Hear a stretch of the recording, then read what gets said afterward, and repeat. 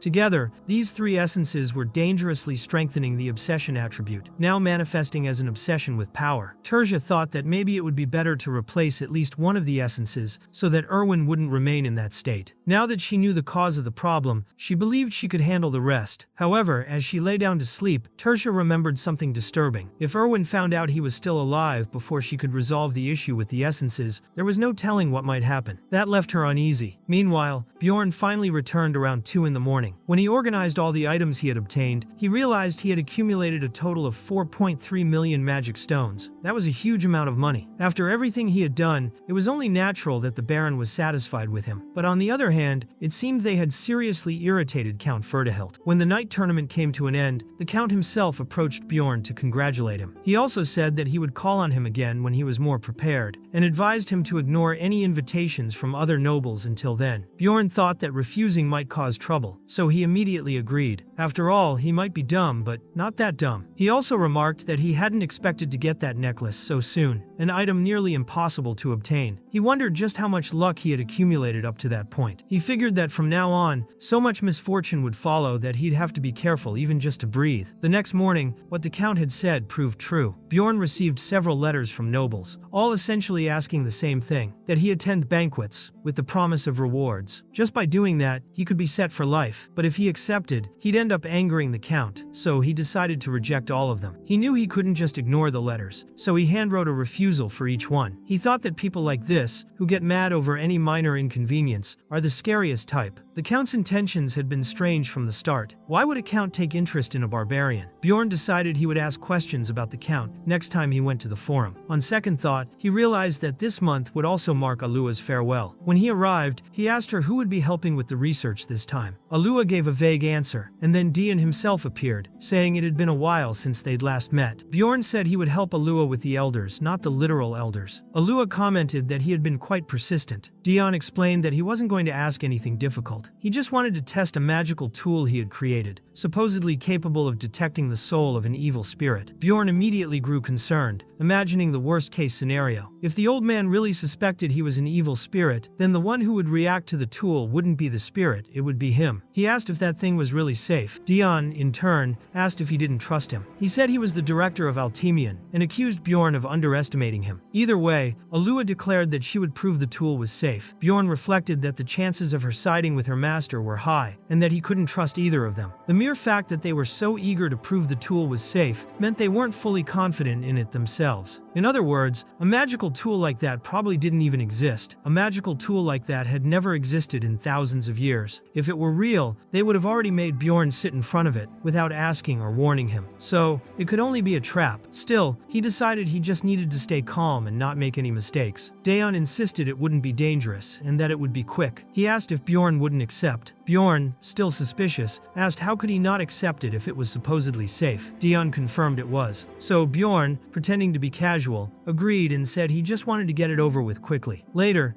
Dion and Alua spoke alone. He explained that it might seem strange, but it was just a regular chair, with no spells. Alua then asked if he really believed Bjorn was an evil spirit, and if that's why he was so suspicious of him. Dion admitted that he had thought so, but acknowledged that he was wrong. Alua said she understood her master's concerns, but asked why he had gone so far. If Bjorn really were an evil spirit, it should be the secret security department dealing with it, not him. Daeon, however, explained that if Bjorn were caught by the department, he would be killed. Alua was surprised and asked why. When Dion left, she began to wonder whether he had some reason for wanting to keep an evil spirit alive. It didn't make sense. What exactly was that old man planning? Later, Bjorn had stayed up all night. He was lying down in the morning, thinking about how terrifying that had been, but even so, he hadn't reacted badly or made any mistakes. Suddenly, Misha appeared above him. Bjorn said she had arrived at the perfect time, because he really needed her. But instead of something emotional, he just pulled Misha to help him sign a bunch of letters. Misha asked if he was sure it was okay to send those messages to nobles. Bjorn replied that it was enough. The message was direct. "I'm too busy. Find another barbarian, Bjorn." And that was that. Later, during the group meeting, just 10 days before the labyrinth would open, Hikarad declared that he wouldn't join the next expedition. He was afraid of a possible dimensional collapse, and he wasn't the only one thinking that. Lior commented that where there's smoke, there's fire. Rottmiller suggested they rest that night. Bjorn thought he could try to convince them otherwise, but concluded that it wasn't necessary. It had already been 3 months since he was in the blood-stained castle. He knew, like any experienced player, that after completing the rupture of the first floor, the system always granted a waiting period at the start of the game. But he couldn't tell them that, much less reveal how to open the rupture. He decided he would take only Misha with him. He said that this time, it would just be the two of them. Misha, surprised, asked if he meant her. Bjorn could tell from her face that she didn't want to go and offered to go alone if she was worried. Misha then asked if he shouldn't at least ask her first or try being a little more polite. So Bjorn took a deep breath and politely asked if she would accompany him. Misha replied that she would never let him go alone. So it was settled. They would enter the rupture together, just the two of them. The next day, a special edition of the newspaper began circulating in the market. Some articles claimed that the dimensional collapse was fake. Hikarad looked for Bjorn to ask if he had seen it. Bjorn confirmed he had, but said he had already accepted a mission and couldn't go. Then, he shut the door in the dwarf's face. Misha then asked if he really had a mission. Bjorn replied no, it was just an excuse. In truth, he was already preparing to head to the rupture. Misha wanted to know why he was hiding the plan from Hikarad and the others. Wouldn't it be better if they all went together? Bjorn asked if she, by any chance, had told anyone about the ring or the contract with the beast spirit. Misha answered that she hadn't told anyone. Bjorn explained that this was exactly why everything needed to be kept secret. If she told Hikarad, he'd definitely spill everything once he got drunk. Lior would probably reveal it by accident. Rottmiller, on the other hand, was the most trustworthy. He would likely keep the secret, but then he'd start wondering how Bjorn knew all of that in the first place. Misha commented that it made sense that Rottmiller would keep the secret, but she wanted to know why Bjorn also trusted her. Bjorn thought there were many reasons. Misha was meticulous about everything, didn't share secrets easily, and, on top of that, was terrible at lying. So, if anything leaked, he'd know right away. But instead of explaining all that, Bjorn simply said that he trusted her. Misha blushed at the response. Bjorn knew there were only a few days left before the labyrinth opened, and that he'd be busy preparing. This time, instead of buying new equipment, he focused on enchantments. With the power of thunder, he also acquired other expensive items. With just a few days remaining, he returned to visit the shaman, who commented that Bjorn was doing very well. In just 2 months, he had gathered 4 million magic stones. Because of that, the shaman activated level 4 of the immortal seal. This upgrade made Bjorn's gigantification ability even stronger, to the point that his enlarged body nearly filled the entire room. Misha asked if she could accompany him to the library. Bjorn, curious, asked if she knew how to read. Misha replied that of course she did, and that she liked reading from time to time. When they arrived at the library, Lagna cast a different spell on them, one specifically made for Bjorn, and therefore couldn't be used in front of others. She pretended not to notice Misha's presence, maintaining complete discretion. No one saw.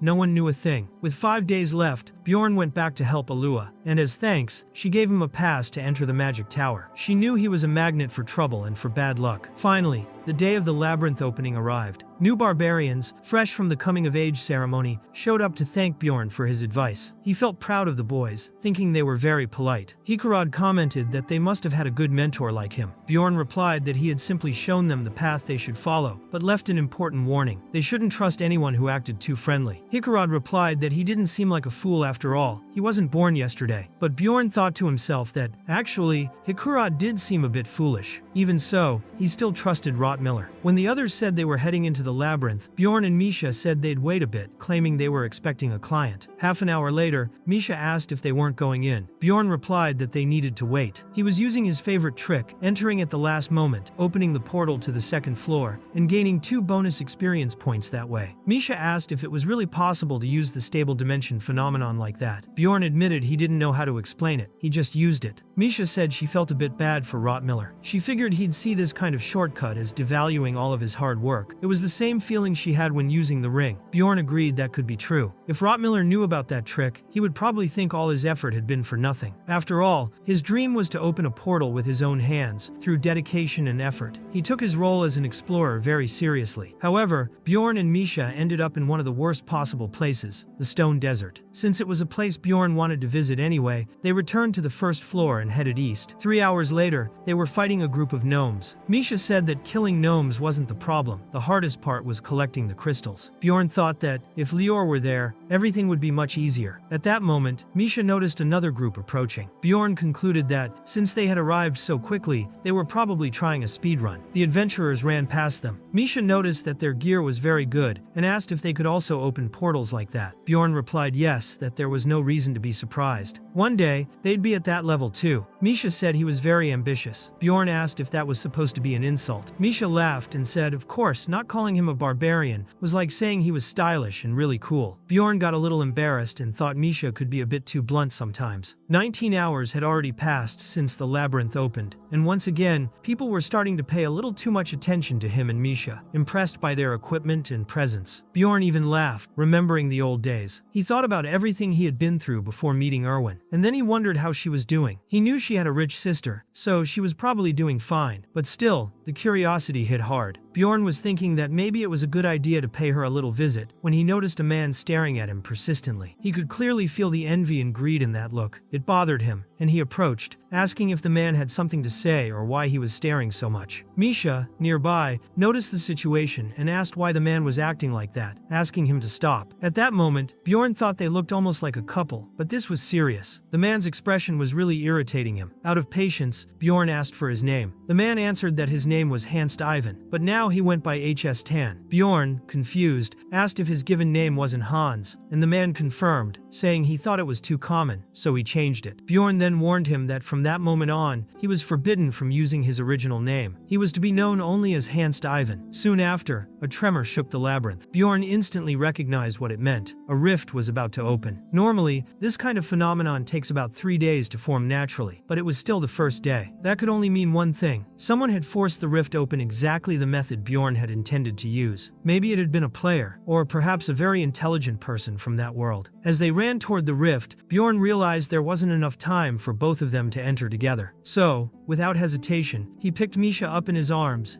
and jumped through the crack, carrying her with him. On the other side, they found a group that was already inside. At first glance, they seemed trustworthy. One of them was a warrior named Carlson, another was a beastman called Abman Urikfried, and there was also a woman named Zensia Nifreen. Bjorn introduced himself as Bjorn, son of Thor, and introduced Misha as Michelle. She took a few seconds to understand but tried to play it cool with a forced expression that wasn't convincing at all. Bjorn asked what roles each of them played in the group. He explained he was good as a guardian and tank. Zensia said she was an archer and warrior, and Carlson stated that he used a sword and shield, usually acting as the front line. Bjorn quickly assessed the group. He thought Zensia was at the typical level of the first floor, and Carlson seemed somewhere between the first and second. With 2 beginners outside the main force, he was already expecting something like that. Normally, a rift takes 5 to 6 cycles, that is, 5 to 6 months to appear naturally. Since the cooldown wasn't over yet, no intermediate or experienced warrior should be on the first floor. If Bjorn had followed his original plan, he would have returned to the beast's lair and opened the rift after 3 days. In that case, only he and Misha would be there, along with a few beginners who had never gone past the first floor. Among the 3 they had just met, the most suspicious was Abman Urikfried, who carried a giant crossbow, a rare weapon inaccessible to just anyone. Bjorn explained that that kind of weapon was class 6, whereas Michelle, being S-class, usually operated on the 4th floor. Abman claimed to be class C, which made Bjorn even more suspicious. He asked what exactly Abman was doing there, but Abman threw the question back, avoiding any real explanation. Bjorn concluded that they were probably part of a group that had been separated due to some circumstances in the labyrinth. Without a warrior in the team, they remained on the first floor. When they saw the rift, they jumped in. Abman said it was just coincidence, and that he'd been separated from his group for some time. Bjorn, however, believed he was clearly bluffing. Abman probably didn't even know there really was a strong solo-playing archer. Now, with that tough guy attitude, everything made sense. If not for him, no one would have passed to the second floor, or mined 8th class stones. Of course, the same could be true for Carlson and Zensia, if they were hiding their true abilities. Even so, Bjorn wanted to find out who had opened the rift, and asked who had entered first. No one answered. To him, they looked like a mafia, so Bjorn suggested splitting the group. He, Misha, and Abman would take one side, and the other two would take the other. It wasn't a bad deal since they'd be left with the leftover essences. Bjorn figured Misha would take the Guardian Essence, but if a rare item or rift stone appeared, they'd decide together with the bearded one who would keep it. And so, they continued in that formation. After so long in the dark, that sunny environment felt strange to Bjorn. The thought that someone else had opened the rift he had planned to use was unsettling. Still, it was a relief not to have spent his items. About 30 minutes later, the group came across a Yeti, an S-class monster. Bjorn wondered whether they had the strength to face it. Abman remarked that, in rifts, the path usually continues through where the monsters are, something typical of a player which made Bjorn even more suspicious. Even so, he warned the group not to get involved, as they could die. It was better to stay back. Abman agreed and said he would handle the creature. With his enormous crossbow, he fired a powerful arrow that pierced the Yeti's arm. The arrow wouldn't come out, as it used the hook arrow skill. Abman said he and Bjorn would take care of the rest. When Bjorn and Misha advanced, he went straight for it, enduring the Yeti's first blow as if it were nothing. That created the perfect opening for Misha to strike the creature's eyes, finishing the enemy and earning them 3 more experience points. Bjorn sent a message to Abman Urikfried, recounting the action they had just performed. He said that's what he and his girl, Misha, were capable of. A direct warning. It was best that Mafia didn't cross their path. Abman replied, admitting the two of them worked very well together. Then the group entered an ice cave, where they fought and killed several snow wolves. Bjorn and Misha did most of the work, but Abman helped too, using his extremely powerful crossbow. Even after this display of strength, just as Bjorn expected, no one volunteered to lead the group. He knew the path exactly, as he had memorized everything. After all, he had already cleared that game, and was probably the only one there with that knowledge. That left 2 possibilities. Either the others weren't players, or they were doing a very good job pretending not to be. When they found a passage leading underground, Bjorn was the first to go, as usual. On the way, he wondered whether the group would ignore the hidden item inside the pillar. Even if they knew it was there, they would avoid interacting with it. Doing so would be too obvious, and would immediately reveal they were players. Down below, everyone was impressed by the place's appearance. In the center of the room was a pillar that glowed when touched. Abman commented that it was probably a key, and that after some monsters appeared, the path would open. Once again, Bjorn recognized that as typical player thinking. Though it was partially wrong, it wouldn't be just regular monsters that showed up, but rather the final boss of that area. The seal on the pillar had awakened the great boss. First, ancient beasts appeared in hordes. 20 snow wolves came. From the second wave on, rank 8 monsters like snow tigers and even an ice golem began to show up. This golem had the ability to slow everyone in the area, and the effect grew stronger over time. But Bjorn had no trouble destroying it. With a single blow from his mace, he crushed the creature. Then the intermediate boss appeared. Kutumba, the Lord of Ice, an advanced-level It-type mutant. Kutumba's first ability was suppression, the same technique the raiders had used earlier on Bjorn and Einar when they pierced his neck. The other 2 members of the group were easily paralyzed, but there were ways to break the spell. Getting hit, biting your own tongue like Misha did, or simply having absurd resistance like Bjorn. The paralysis didn't even work on him, and he immediately charged forward with his wild dash. Misha, annoyed, complained that he shouldn't fight alone, but Kutumba tried to retaliate with a snow explosion. Bjorn, however, charged right through the skill, feeling only a slight chill, and landed another powerful blow to the enemy's head. Kutumba started taking a serious beating. Then Abman warned everyone to step aside. He activated the enhancement skill on his crossbow and loaded a special arrow, a dangerous material, an arrow imbued with magic. The shot was powerful enough to finish off Kutumba and also eliminate nearby enemies in the blast radius. Misha, impressed, asked what kind of arrow that was. Bjorn had assumed Abman could only target one enemy at a time, but was surprised to see he could perform area attacks as well. Thanks to that, the 9th wave of monsters ended quickly, and the group obtained 2 essences at once, a stroke of great luck. Bjorn, however, didn't care about the Snow Wolf essence and decided to keep the Yeti's essence. The two newcomers, Carlson and Zensia Nifreen, didn't even argue. Misha, on the other hand, was preparing to grow even stronger, but Bjorn was confused when he heard her say that. He asked what she meant after all. The essence was hers. Misha replied that she actually wanted the essence, but wanted to know how much it would cost her. Bjorn, surprised, wondered what kind of monster she thought he was. It was then explained that the Yeti's essence granted excellent attributes: plus 10 strength, plus 10 agility, plus 15 bone resistance, plus 25 cold resistance, and plus 15 ice affinity. It was an extremely useful essence for Misha, now that she held the power of the ancient ice beast. She also got lucky because the essence was blue. Passive effects don't change with color, but the active ability does, and the blue one had exactly the effect Bjorn hoped for: ice concentration, which temporarily increases ice affinity. Misha kept insisting, asking how much he wanted for the essence. She was clearly worried about the price. Bjorn, on the other hand, found it amusing. He told her to relax. That kind of worry only made sense when you didn't know the person or were in a temporary group. But they knew each other. They were companions. Misha said it was nice to hear that. Then she took the essence. Bjorn, looking at the two newcomers, asked, "What about them? Didn't they want the other essence?" Carlson and Zensia Nifrin said, "No, neither of them would take the essence." Bjorn found it strange and wondered why two newbies would waste such a rare essence. Carlson explained that the Snow Wolf essence didn't match his style. He didn't know much about it, but figured it was rank 9. Bjorn found that suspicious at first, but the answer sounded convincing. Zensia explained that it was very expensive to erase an essence after using it and regretting it, and she didn't want to make the same mistake again. Bjorn remembered that Zensia used a sword, enchanted with the essence of a goblin archer. He thought that if either of them had taken the essence without thinking, he'd judge them as possible members of a mafia. But since neither took it, their answers seemed well thought out, and maybe they weren't as suspicious as he'd initially imagined. Suddenly, something attacked from above. It was the final boss of that place, Tarumbus,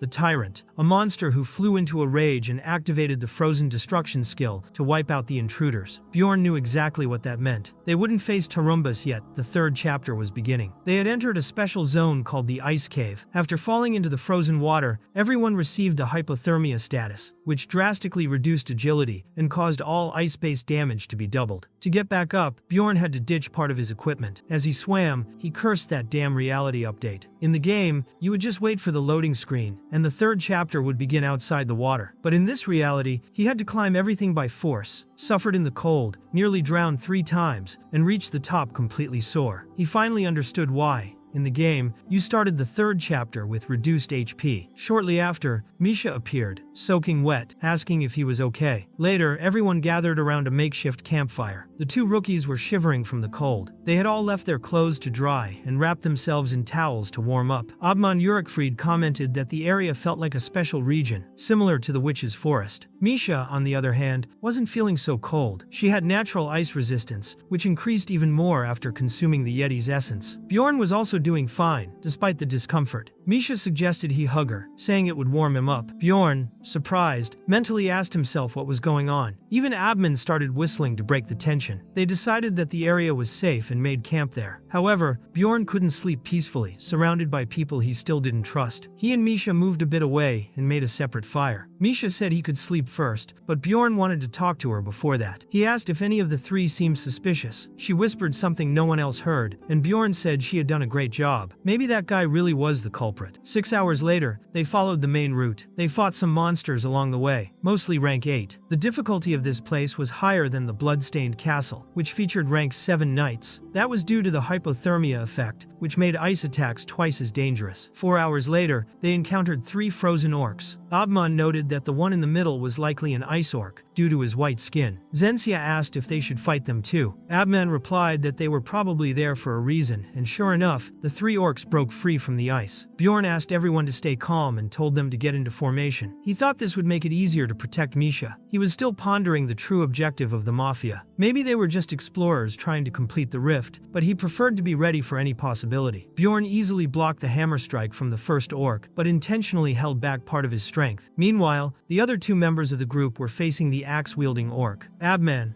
observing, asked why Misha didn't run in to help her beloved. Misha replied that someone could show up from behind, and besides, Bjorn wasn't her beloved. Abman said, "Not yet," and added that the newbies were useless. Then he acted. He used his beastman power and summoned the Iron Bear Iratum. Bjorn didn't expect Abman to be a summoner, and the bear finished the orc off with a blow. Bjorn decided it was time to end things before the Mafia made a move, so he went to plan B, pretend he had been hit. On purpose, he took a blow to the head from the orc, fell, and spat blood. Misha panicked, but it was all part of the act. Thanks to his reinforced helmet, his bone strength, and his regeneration, the hit was barely a scratch. It was time for his kitty to act. Carlson, worried, asked if he was okay and tried to help him, but the orc ended up being killed by an arrow fired by Abman. The last enemy, an orc shaman, attacked Abman and Misha directly. Abman dodged and once again used the dangerous substance, a magical arrow. Even though the orc created a metallic ice wall to defend itself, the arrow pierced the barrier and killed it too. Bjorn thought that at this rate, Abman Urikfried could kill all the enemies with just 3 arrows. But just when he thought his plan had failed, the Mafia finally revealed itself. Zensia Nifreen, who had been hiding her true power until now, activated a weapon-switching skill, combined with Beast Step, an advanced stealth technique. With it, she pierced Abman's chest, thanking him sarcastically, saying that it was worth about 30 million stones. Bjorn thought, finally, they've made their move. It was time. At that moment, the summoning of the Iron Bear Iratum was cancelled. But of course, they were ready. Misha threw a vial directly at Zensia's head, while Bjorn charged at her with his wild dash. Zensia managed to dodge at the last second, but she was weakened and couldn't activate her stealth again. She had been hit by the witch's solvent lamp, which neutralized such abilities. Bjorn thought she'd been foolish. She should have stayed quiet after hiding her identity. If she hadn't mentioned the goblin archer's essence, he never would have suspected her stealth skills. It was many small clues that led him to believe Zensia was the raider. She already seemed to know the strategies and pretended to be innocent, while subtly pointing out all the key details. But what really made Bjorn realize the truth was what Misha had said. After they fell into the water, Zensia's scent changed. She used to smell like a beast's den. She still had dirt from the beast's lair stuck to her shoe, and to open that cave, you had to go through there. That could only mean Zensia was the one who opened the rift. With Zensia slowed down, Misha took the opportunity to strike. She nearly hit Zensia's face. Bjorn was already ready to crush her. With a single blow, he made her spit blood. He was surprised she had even survived. Then Zensia said something revealing. She called them all idiot NPCs. At that moment, Bjorn was certain she was a player. But that didn't change anything. She would die all the same. An axe-wielding orc tried to attack him from behind, but Bjorn simply ignored the blow. It was like a flick to his helmet. Zensia tried to escape when she saw that, but realized the way was blocked. Bjorn thought she loved bragging about being a player, but didn't even know the basics. When the orcs wake up, the cave ceiling collapses and blocks the exit. Then the orc attacked again. Bjorn, already annoyed, said not to kill the orc because that would open the way out. As she approached, Zensia tried to talk. She said it was all a misunderstanding, but Bjorn realized she just wanted to buy time. He knew her skill's cooldown was around 2 minutes. He easily blocked her strike and counterattacked, breaking her arm. He said that if it was a misunderstanding, she should explain herself. Zensia replied that she doubted he would believe her, but Bjorn interrupted her with a violent punch to the face. He thought she must have assumed he was an idiot. Later, Bjorn took all her equipment. It wasn't bad, some parts would be useful for Misha. Now that Zensia was disarmed, they could talk. Bjorn wanted her to use her weapon-switching ability, so he broke the bones in her body until he succeeded. Then he asked why she had attacked them. Zensia said the guild knew about her. She was trying to prevent an information leak. Bjorn asked if she planned to kill anyone she came across. He wanted to know why she had opened the rift. Zensia said she had heard that an item called Heart of Ice had appeared there. She claimed she didn't want to kill anyone. She asked how Bjorn was so sure that it was her who had opened the rift. At that moment, Bjorn realized he had said too much. She asked if he was also a player. Bjorn answered by asking if she was an evil spirit. Zensia begged for mercy. She said she just wanted to go home, that she had survived so far by believing everyone else was an NPC. If she had known they were players, she never would have done it. She pleaded for them not to kill each other. She screamed at him to respond, but Bjorn was thinking about how surprisingly calm his heart felt. He felt no remorse, no sorrow. Then he said she was an evil spirit. And so, Bjorn killed a player for the first time. Whether it was easy or hard, whether he felt excitement or fear upon seeing the blood, none of that mattered. It was something that had to be done. Misha, very worried, was looking for him, asking where he was. Meanwhile, Carlson was calling for help, getting beaten badly by the ice orc. Bjorn said he could handle it now. He told Misha to use her new ability. She activated her enhancement along with concentrated frost, boosting her ice affinity. With that, she easily froze the orc's axe-wielding hand. Bjorn knew that ice affinity didn't just deal more damage, it also prevented bleeding and disrupted regeneration. Depending on the enemy, it was extremely useful, but most importantly, it limited the enemy's movements. The freeze was restricted to the orc's wrist due to his high resistance to ice. On a normal monster, it would have frozen the entire arm up to the elbow. Bjorn then gave Misha the final instruction: aim for the back of the neck this time. Misha's attack was strong enough to paralyze the orc, even though he didn't die immediately. Then Bjorn approached and said it was time to face the boss.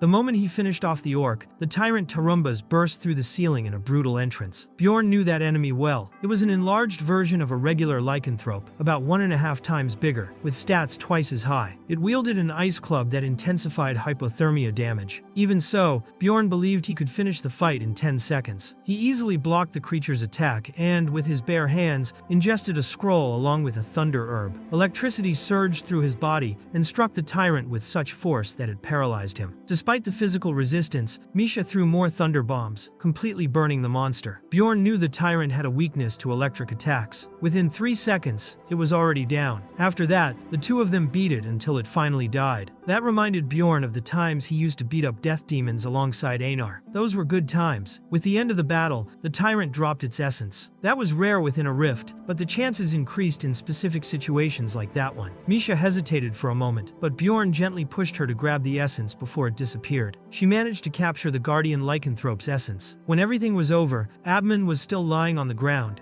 asking for a potion. Carlson and Misha tried helping with a normal tier potion, but it didn't work. The wound wouldn't close. Bjorn quickly realized that Zensia's blade must have been coated with some kind of poison that caused continuous bleeding and blocked healing and regeneration. Not even the antidote worked. Given the severity, Misha asked Bjorn to use a higher tier potion. After 5 of the bear's advanced potions and 1 more superior tier potion, Abman's wound finally began to close, albeit slowly. It became clear the poison was extremely powerful. Later, Carlson praised their work. Bjorn remembered they hadn't yet divided the rewards and handed the boy a pouch full of crystals. When Carlson asked if it wasn't too much, Bjorn explained that he hadn't received any essences, so it was only fair. Before leaving through the portal, Bjorn asked Carlson not to tell anyone what had happened there that day. Once the boy left, only Bjorn, Misha, and Abman remained. When Abman woke up, he said he would pay for the potion that was used. Bjorn said the cost had been around 5 million stones. Abman thought that was excessive and said it should be just 1 million, but Bjorn replied he was probably scammed. Abman accepted the price, saying the value of an item depends on how badly you need it. Not having money with him, he left behind an item as collateral: the Necromancer's Arrogance, an artifact that paused time right before a critical hit and made the user immune to damage for a limited time. Bjorn realized that was how he had survived, and even considered accepting the item instead of payment. But Abman refused immediately and said that as Jandel's son, Bjorn should never keep that item. When Misha asked how he knew who Bjorn was, Abman, already stepping through the rift portal, replied that he'd never forget what Bjorn had done for him that day. Bjorn then admitted to himself that he actually liked the guy. Misha was about to leave too, but Bjorn reminded her they still had things to do there. The two of them consumed a frost crystal they found in the cave, which permanently increased their ice affinity by 3 points. Since the place was now safe and there were no more monsters, they didn't need to keep watch. Bjorn lay down to sleep, sure that this was the safest place at the moment. As he settled down, Bjorn began to wonder what would have happened if he had been alone. He thought about the player he had killed and, for a moment,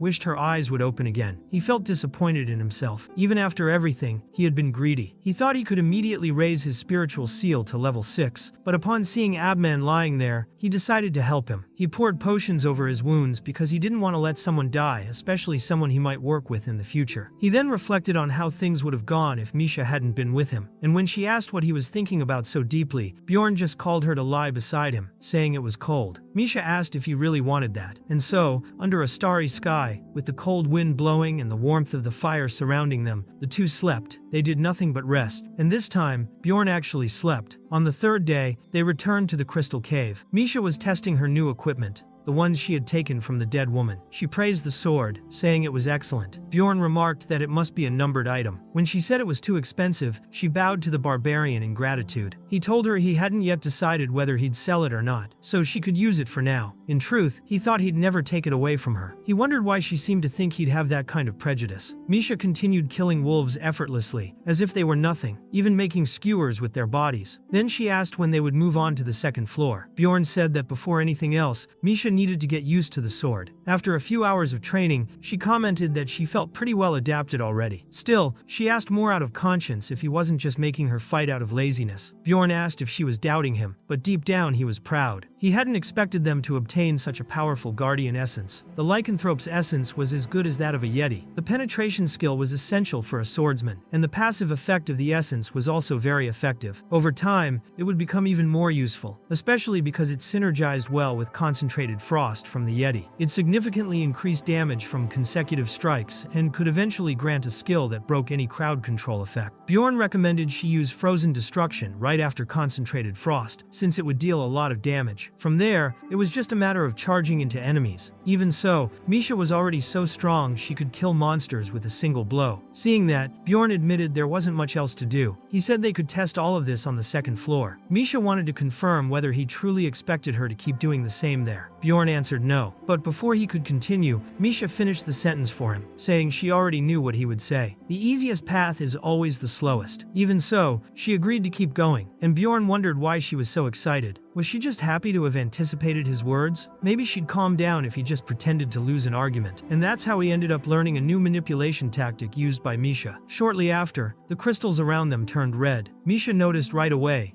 and grew alert. Someone had summoned the Floor Lord. She seemed concerned, maybe still carrying the trauma from when they fought Ryakus. Bjorn tried to reassure her. He explained that the first floor lord was pretty calm, nothing like the third floor one. Besides, it could only be summoned if 3 days had already passed, and if there were more than 5 people together in one place. Even then, it was only a possibility. The floor's gate wouldn't close upon summoning, and regional monsters didn't change. Unlike Ryakus, who slaughtered everything, this lord would simply disappear silently if the raid failed. Misha understood but wanted to know who would do such a thing. It was common sense not to group with more than 5 people on that floor. Bjorn suggested maybe someone had done it on purpose, possibly a clan trying to defeat the lord. Maybe even the guy who had bought his tutorial on the forum. If it was really him, then the guy was incredibly impatient. Soon after, they proceeded to the second floor, known as the Land of the Dead. Bjorn could hardly believe it had taken almost an entire day to get there. Without Rottmiller, everything had gone slower. He remarked that it had been a while since he had been in that place. He remembered destroying skeletons, hunting death demons, and even running into dangerous raiders with excitement. It was true, he didn't really like that place. Misha didn't like it either. She preferred the stone desert. This floor was more complicated, full of surprises. Even so, Bjorn chose that path because it was the most direct way to the third floor. They just had to move in a straight line. Since it was only the 2 of them, they could even summon a Death Knight, a 6th rank monster, which also showed just how strong Misha had become. It would be a good challenge and yield some experience. Later, they encountered several death demons. Bjorn charged in, and Misha tested her consecutive strikes. In a short time, Bjorn blocked enemy blows while Misha froze half of them and sliced them in 2. The remaining enemies used Call of the Dead, surrounding Bjorn with zombies. They tried to bite him, but broke their own teeth. The bites were nothing, his wound had already healed. Even so, Misha grew worried, and he told her to stay focused on the fight. He thought that once she leveled up, she might no longer see him as just a barbarian. After that, they kept heading north while Bjorn continued training Misha. She started understanding the amount of damage needed to trigger hypothermia, which was different from freezing. Along the way, they ran into a wolf chimera that had a crowd control ability. That was when Misha used her fortitude for the first time, and Bjorn warned her that it consumed a lot of mana. It should only be used in necessary situations. Misha replied by asking if he thought she was a child, but shortly afterward, she was completely drained from overusing the skill. Bjorn concluded that she needed to learn how to better manage her mana, and recommended that next time she be wiser with her usage. As time passed, Bjorn and Misha were now camping on the second floor. During his night patrol, Bjorn heard voices in the distance. He realized another group had set up camp nearby without knowing they were there. Since it was almost time to wake Misha up so they could depart, Bjorn stayed alert. The voices sounded like they were mocking someone. They joked about a barbarian bastard sleeping around there, as if he didn't care about anything. Said he slept so deeply he wouldn't notice if they tore out his heart. They even joked about mages liking fresh ingredients. That was when Bjorn realized he couldn't ignore the situation. It became clear that there was a young barbarian in that group, lying among hyenas disguised as allies. That deeply bothered Bjorn. He remembered the few survivors of the barbarian coming-of-age ceremony. Less than a third were still alive, and the monsters weren't the only ones to blame. Bjorn acknowledged that the greatest danger sometimes came from other humans. Based on what he had heard, he realized that those adventurers wouldn't do anything that night, but still, he needed to act. Wiping them all out would be the fastest and safest solution, but not the smartest. There was a better choice, especially thinking about that young barbarian's future. So he decided to wake Misha and said they needed to move. Meanwhile, most of the adventurer group was asleep, with only one guard on watch. Bjorn emerged from the darkness and let out a loud roar, waking everyone at once. The guard was startled and warned everyone not to get any closer. He also told Louise to wake the barbarian. When the young man got up,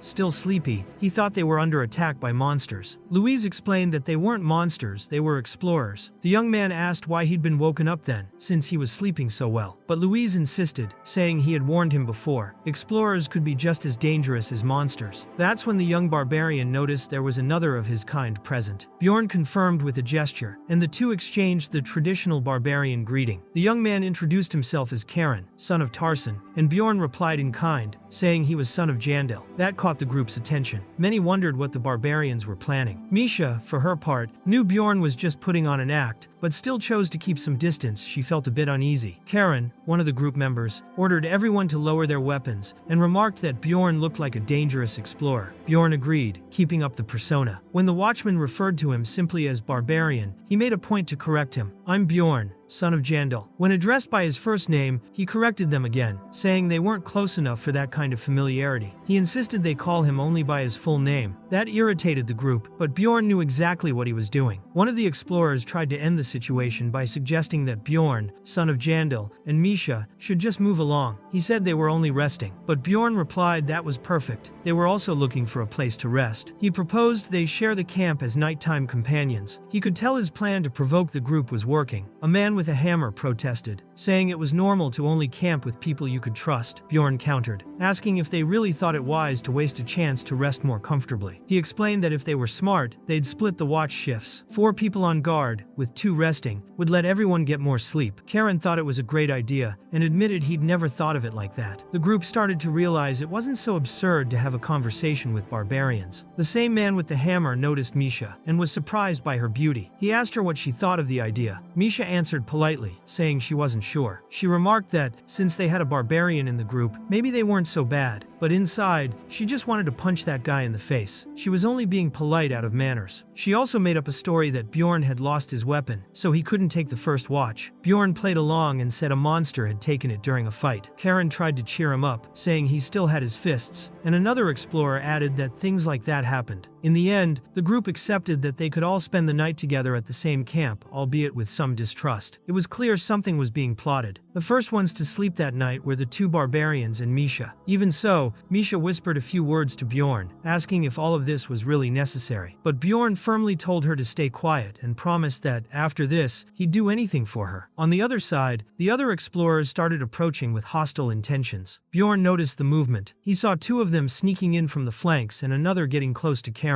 Everything indicated they were planning to strike all at once, with a swift and treacherous ambush. At that moment, Bjorn got up calmly, pretending to have simply woken up. He yawned, as if nothing was wrong, and casually asked if anyone else had woken up hungry. The men, realizing they'd been noticed, quickly hid their weapons and agreed, saying they had some dried meat. Bjorn accepted, turned his back to the man with the hammer, and that's when the attack came. The hammer blow hit his back, but had no effect at all. Bjorn thought the man was incredibly foolish. If only he had struck again, maybe he would have had a chance. Sarcastically, Bjorn said the man's hand must have slipped. It happened to him too when he was hungry. Then, without hesitation, he punched him so hard it shattered the man's face, knocking out 5 teeth at once. Coldly, he said he was hungry too and regretted that his mother's hand had slipped again. It was clear he was being ironic. Bjorn wondered if those men really thought barbarians were stupid. The moment Karen got up, Louise shot an arrow at him, but Karen was fast. He saw the projectiles glint and managed to block it with his arm. Then he approached and grabbed Louise by the neck, demanding to know why he'd been attacked. Meanwhile, another enemy was knocked out by Misha, who admitted she'd been hesitant at first but now recognized Bjorn had been right all along. Those men really were bandits. Later, the group gained access to the traitor's prior conversation, word for word. One of the enemies, frightened, started to confess everything. He said the plan was to kill the barbarian, calling him stupid. But when he went to talk about Bjorn and Misha, he hesitated. Bjorn, impatient with the silence, broke one of his fingers and demanded he continue. The man finally confessed they thought barbarians were as dumb as wandering monsters. Karen wanted to know who had said that. The man replied that he, Victor, and Luis all thought that way. Continuing the log, Luis had also said there was a beastkin woman who was just as dumb as the barbarian, but at least she was pretty. One of them even questioned whether she really wanted to sleep with someone who fornicated with a barbarian. That was more than enough to make Misha furious. She grabbed the conversation log and demanded to know who had said that. When Luis answered it was Bree, she swore she'd kill him. And Luis, unfazed, said she could do whatever she wanted. The group decided to ignore the rest of the obscene content and skip straight to the part where the traitors discussed their plan to assassinate Karen and the others at the same time. Karen himself, confused, asked if he had done something wrong and, not understanding the situation, sought advice from Bjorn. Later, the archer's head was decapitated. Misha crushed the group leader's testicles and killed him right after. The last of the enemies, terrified, swore he would change his life and become a good person from then on. He said he would do whatever they asked, even if it meant being a kind-hearted bandit. But Bjorn,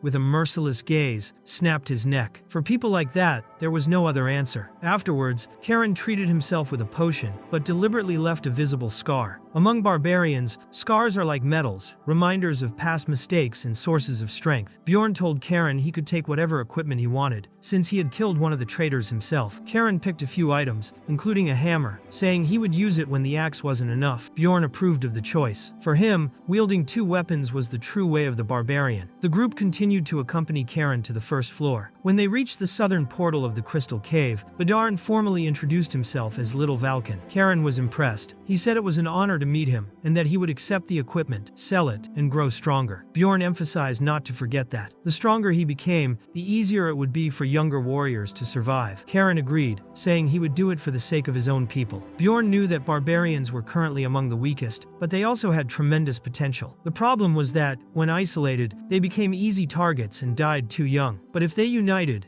if more skilled barbarians emerged, they could start a new generation and regain the power of their race. Whether he liked it or not, Bjorn was now a barbarian. If his people's influence grew, he too would benefit. The mages were proof of that. Without the magic tower, they wouldn't be so arrogant. He knew he was doing little, but maybe this was the beginning of a major change. So he advised Karen to always form parties with at least one member of another race. Over time, he gave many pieces of advice, and Caron underwent a true transformation, becoming a full-fledged psychopath and grateful for it. He said that from now on, he would hide his axe, use it as a strategy, and only choose humans as night companions. If any of them revealed their true colors, he would kill them. When Bjorn looked into Karen's eyes, he knew that anyone who messed with him was doomed. 2 days later, back in the land of the dead, Bjorn wondered whether he should give up on the Death Knight. Misha, noticing his frustration, tried to cheer him up. She explained there was a theory. If someone raised a powerful tombstone, the Death Knight would be summoned on the 7th day. But not all books were reliable. Then she invited him to leave the library. She said he needed to stop locking himself in there and go out with her for a while. He hesitated, wondering if there was another option. Still, they went together until they both felt a strange chill in the air. Something was coming. They had been affected by the resentment effect, which drastically reduced healing and regeneration. Bjorn understood immediately. The Death Knight was very close. Without wasting time, he and Misha ran toward the origin of the skill, hoping to locate it before it was too late. That meant someone was already there, fighting the knight, most likely a player. Even if the monster was already in combat, there was still a way to solve it. The plan was simple. Bjorn arrived in the middle of the battle and delivered a brutal strike to the Death Knight, eliminating it instantly. Pretending to be a hero, he said he was there to save them. It was all part of his act as the typical dumb barbarian. As expected, the group there was not pleased. The team's archer complained, but upon closer look, recognized Bjorn. He called him Little Valken and said he remembered him. Bjorn also recognized him. He was one of the explorers who had paid the clan's protection fee and had helped during the escape from the battle against Reincarnates. Bjorn thought that maybe the archer really was a player. Deep down, he figured he was lucky to be famous. His plan, though risky, had worked. The archer suggested they should properly introduce themselves, since this was their second meeting. That's when the man said his name, Hans Christen. At that moment, Bjorn froze. Apparently, he had a personal curse against anyone named Hans. Abruptly, he said he had had to go, that he was very busy. He turned around, grabbed Misha by the hand, and ran off, determined to get away from that man as quickly as possible. He thought a player with Hans's body was far too dangerous. Bjorn's heart raced with anxiety about what it could mean. Meanwhile, in Rafdonia at noon, many explorers were returning to their families. At that same moment, Karen was laughing maniacally among the other barbarians. Some recognized him and asked if he was Karen, son of Tarsan. They wanted to know if everyone was still alive and if the equipment he carried was the result of looting. They asked if he had robbed players. Karen firmly denied it and said he would tell the whole truth. He recounted everything that had happened inside the labyrinth. As expected, the barbarians were furious about the events. But one thing was certain: the name Bjorn, son of Jandel, was gaining even more fame. Little Valken was now a symbol among the barbarians. Karen openly expressed his gratitude. He said that it was thanks to Bjorn's teachings that he had accomplished all that. For a long time, barbarians had been at the bottom of the labyrinth's food chain. But now, Karen promised to teach everything he had learned, to change that reality, and help his companions grow stronger. On the afternoon of the 9th day, Bjorn and Misha were already entering the 3rd floor of the labyrinth, through the mouth of the River of Darkness. Bjorn thought that next time, he would make sure to bring another explorer with them. They spotted a group and followed them to the portal. Along the way, Misha commented that if the name Hans really was a bad omen, maybe they should leave the labyrinth altogether. Bjorn replied that there was no concrete evidence about that curse. On the other hand, if it were true, perhaps returning to the city would make them immune. But for now, the best thing was simply to keep doing what they came to do. Misha said maybe he shouldn't have told her that, because now she was covered in goosebumps. Bjorn, with a faint smile, replied that even if he didn't want to admit it, he felt lighter after sharing that burden with her. Misha, blushing slightly, told him he should share his feelings more instead of carrying everything alone. But Bjorn, in his usual style, said he was just teasing her and ran off toward the center of the floor. Later, they found a resting point near the mouth of the River of Darkness. They were getting closer. Along the way, they reunited with their companions, Hikurad, Rotmiller,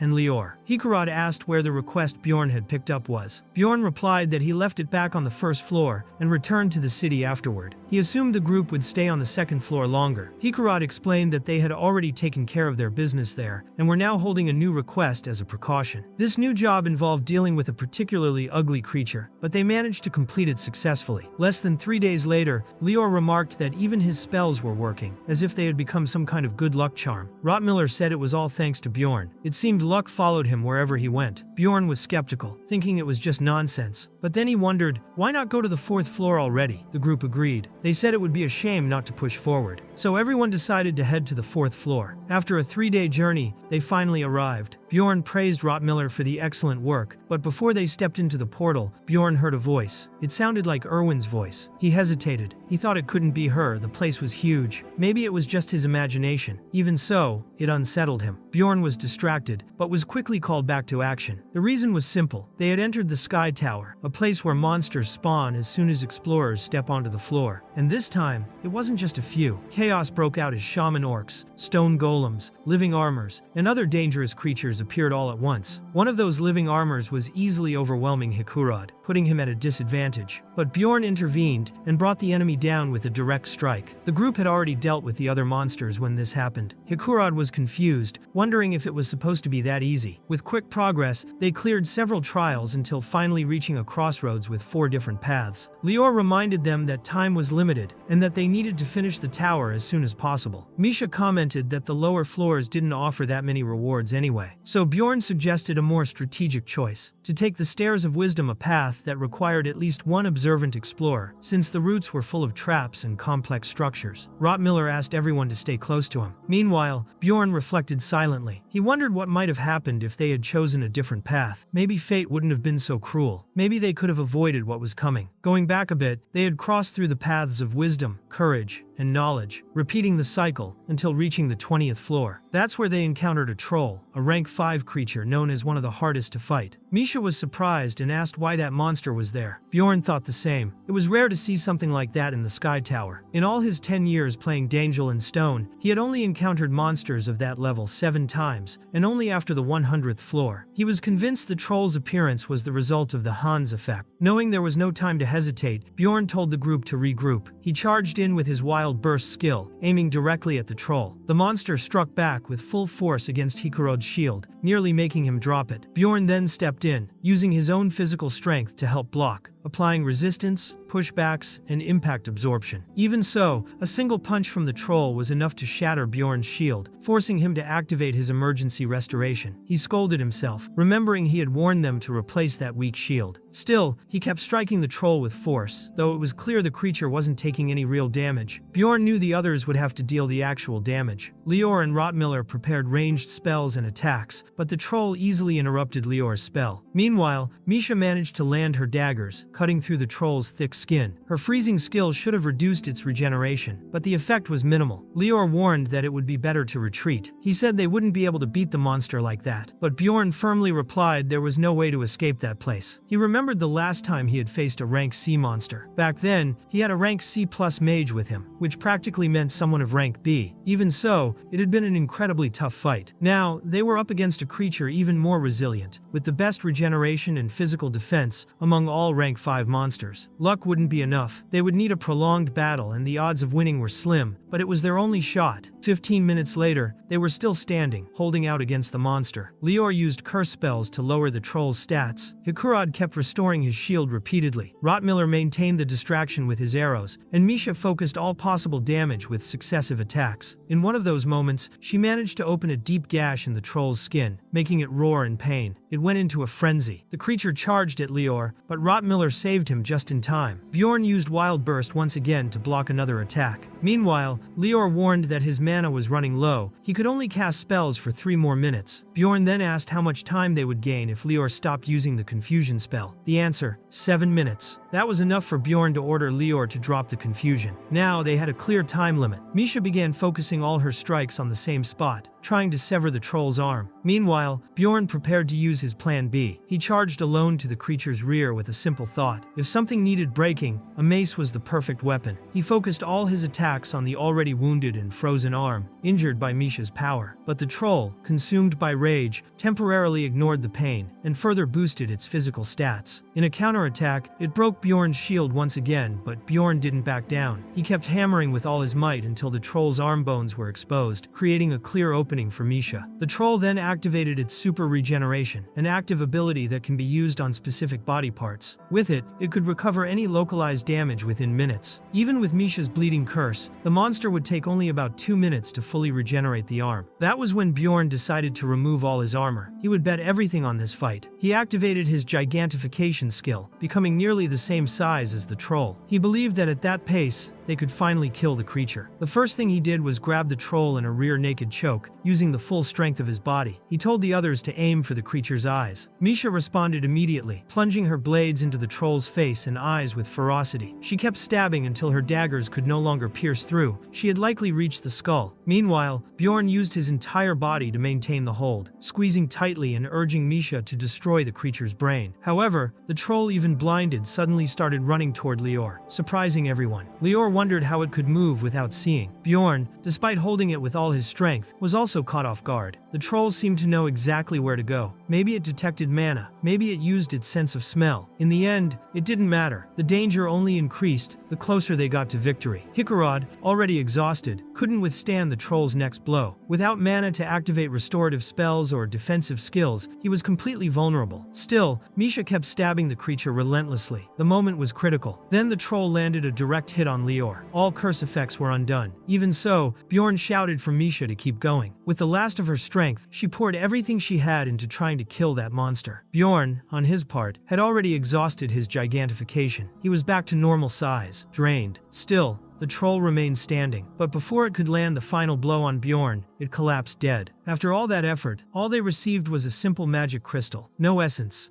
no special reward. That made Bjorn face a harsh reality. This wasn't a dream or a game. The decisions he had made that day, and how Lior got hurt because of them, were now right in front of his eyes. Everyone was exhausted and injured. Luckily, Rotmiller had only suffered a leg wound, and Hikurad had just fainted. But Lior was the real problem. Misha, desperate, asked what they should do. He wasn't responding. Bjorn pushed the others aside and poured a high-grade potion directly into Lior's mouth. He knew that Lior, being a fragile human mage, had an extremely sensitive body. His spine had been broken broken in 2 places. His legs were shattered. The internal damage must have been severe. Bjorn blamed himself for having used the superior potion earlier in the ice cavern. Now, that decision felt trivial compared to the gravity of the situation. But Rottmiller revealed that he had bought another superior potion just in case, and that was the one they used. Later, Lior was lying down, apparently a bit better. Misha was crying hard, but Bjorn reminded everyone that no one had died. No matter how shaken they were still alive. Even so, something deeply disturbed Bjorn. They hadn't survived because of a well-executed plan. It wasn't due to brilliant decisions. The truth was they got lucky. And now he truly understood what it meant to live as an explorer in that world. Luck like that wouldn't last forever. Hikurad tried to lighten the mood by saying that, in the end, they did it. Rottmiller added that they had survived the troll. He even promised to donate something to the temple he attended once they got back. Bjorn, however, apologized. He said he hadn't expected the troll to act like that in the end, but Hikurad replied that it wasn't his fault. If it weren't for Bjorn, the monster would still be alive. Rottmiller reinforced that Bjorn had made many right decisions. He didn't have to carry that weight alone. Then, Lior, very weak, slowly regained consciousness. He asked if everyone was okay. Misha replied yes, except for him,